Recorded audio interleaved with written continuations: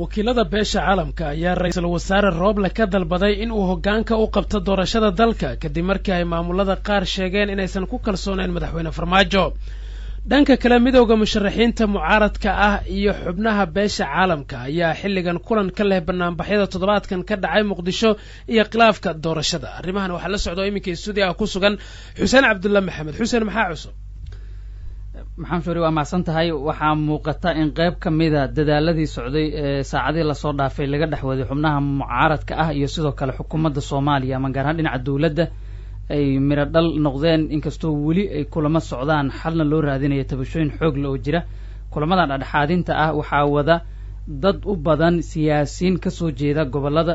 ama deegaanada Hirshabeelle, Galmudug iyo Banaadir, waxaana xubnahaasi ka mid oo laga xusi karaa madaxweynaha Galmudug Axmed Cabdi Kaariye Qorqor, madaxweynaha Hirshabeelle Cali Guudlaabe, senator Cabdi Qaydiid, senator Dhegey, senator Dhegdheer, Maha Salaad iyo mas'uuliyiin kale. waxay dhammaantoodba saacadii lasoo dhaafay waxay shalay iyo habeen hore ka horreeyay ee dadaal ugu jireen sidii ra-iisul wasaaraha Soomaaliya Maxamed Xuseen Roble oo kulan kula qaadan lahaa xubnaha mucaaradka ah gaar ahaan golaha midowga musharaxiinta, isla markaana xal loogu heli lahaa xiisadda iyo ismarwaaga siyaasadeed ee dhowrkii maalmood ee lasoo dhaafay ka taagnaa magaalada Muqdisho, iyadoo sidoo kale kulamadan xoogga loo gelinayo in xal laga gaaro jimcaha ka hor doodaha taagan ee dhinaca doorashada. sidoo kale waxaa jira kulamadaas inay qayb ka yihiin xubnaha ka socda dawladaha Soomaaliya daneeya gaar ahaan beesha caalamka oo iyaga laftirkooda kulamo kuwan la mid ah ka soo bilaabay Garowe oo Puntland ah iyo magaalada Kismaayo oo gobolka Jubbada Hoose xarun ku meel gaar ah u ahna maamulka Jubbaland. waxaa soo baxaya in xubnaha wakiilada beesha caalamka dadaaladii ay sameeyeen in badan oo kamid inay ku guuleysteen. 3 qodob ayaa laga soo qaaday Dani iyo Axmed Madoobe oo ay dalbadeen, kuwaas oo ay shuruud uga dhigeen inay kaga qayb galaan shirka doorashada Soomaaliya, waxaana loo gudbiyay qodobadaas ra-iisul wasaare Roble iyadoo xubnaha caalamkan ay ka dalbadeen inuu dhaqan geliyo. qodobada waxaa ka mid ah kow in xukuumadda ra-iisul wasaare Roble ay ka garaawdo dhibkii dhacay 19 bishan oo ku beegnay jimcihii hore, markaas oo la weeraray sida la sheegay ilaalo ay lahaayeen madaxweynayaashii hore ee Soomaaliya Sheekh Shariif Sheekh Axmed iyo Xasan Sheekh Maxamuud taalada dirjirka daahsoon ka dhacay, iyo isla jimcahaas oo sidoo kale la weeraray xubno musharaxiin ah oo banaanbax nabada ka dhigayay meel u dhow isgoyska kilometer 4 ee magaalada Muqdisho. labada maamul goboleed waxay dalbadeen in qasab ay tahay in dawladdu ay raaligelin ka bixiso dhibkaas dhacay. sidoo kale waxay dalbadeen in xukuumadda Soomaaliya ay ogolaato xurriyadda hadalka oo ay raali ka noqoto in dadka si nabad ah u banaanbaxaan, sheegaan waxa ay rabaan maadaama dalku ku jiro marxalad kala guura, jawiga doorashadana ay dood badan ka taagan tahay, walaa xoog leh ummadda Soomaaliyeed ay qabaan. waxyaabaha kale oo ay xubnahaasi ay dalbadeen waxaa ka mid ah in meel ammaan ah lagu qabto doorashada Soomaaliya shirarka ku saabsan oo aan ahayn villa Soomaaliya, iyagoo sabab uga dhigay in kalsoonidii amniga ee Muqdisho ay ku qabeen ay burburtay ama aysan jirinba kalsooni kale oo ay ku qabaan madaxweyne Farmaajo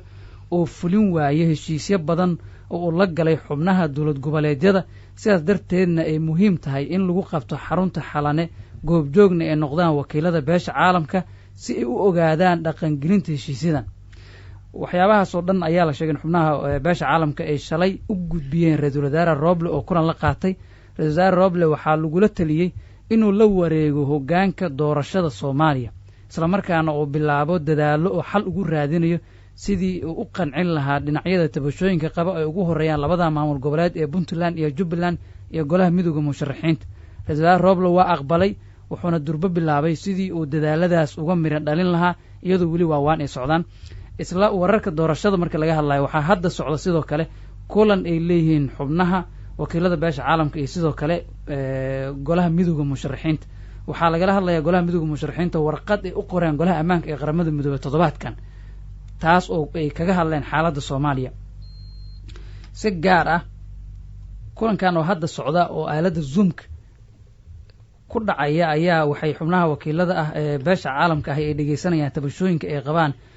madaxweynayaashii hore ee Soomaaliya iyo golaha midowga musharaxiinta. waxyaabaha ay soo jeediyeen ama kulankooda ku saabsan yahay waxaa ka mid ah kow in madaxweyne Maxamed Cabdullaahi Farmaajo uu wareejiyo talada dalka, golo qaranna uu ku wareejiyo oo ku meel gaar ah,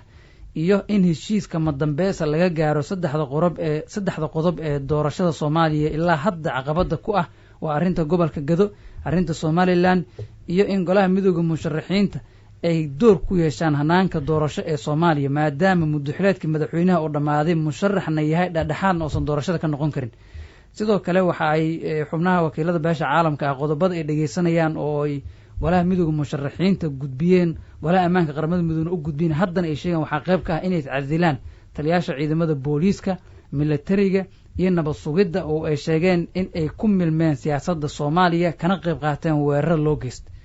waxyaabahaas ugu waaweyn kulamadan hadda ayay socdaan daqiiqad kasta oo isbedelayaan saacad kasta warar kala soo baxaya kulankan oo musharaxiinta iyo wakiilada beesha caalamka markii uu dhamaado waxaa la filayaa in Ra'iisul Wasaare Roble dhinacyadii dhexdhexaadinta waday iyo musharaxiinta inay kulan ku yeeshaan hotel Dikali oo ku yaala airportka magaalada Muqdisho kulamadaasina waxaa xal loogu raadinayaa weli arrimaha doorashada ee taagan wararka aan helno waxay sheegayaan in beesha caalamka sidoo kale hadda musharaxiinta ay kala hadlayaan sidii ay u qaboojin lahaayeen xaaladda siyaasadeed ee Soomaaliya iyo tan amniga si gaar ah in xal loo helo arrinta cabsida badan laga qabay ah banaanbaxa toddobaadkan ka dhacay magaalada Muqdisho weli la iskuma fahmin qodobada qaarna waa la isku fahmay waxaana la rajeynayaa in kulanka kale ee dhici doona ee wakiilada beesha caalamka iyo sidoo kale Ra'iisul Wasaare Roble iyo xubnaha mucaaradka ay suurtagal tahay in beesha caalamka ay qayb ka noqoto oo sidoo kale ay goobjoon noqdaan dhinacyadan dhexdhexaadinta wada xaaladda Soomaaliya waxaa la filayaa saacadaha soo socda in isbedel ku yimaado oo dhinaca doorashada dooda ka taagan ah iyo banaanbaxan dadka Soomaaliyeed ee walaaca badan ka qabaan inuu dalka colaad u horseedi karo iyadana inuu natiijo ka soo baxdo rajadaas ayaa la qabaa waxaa la filayaa saacadaha soo socda iyo wixii natiijaha soo baxa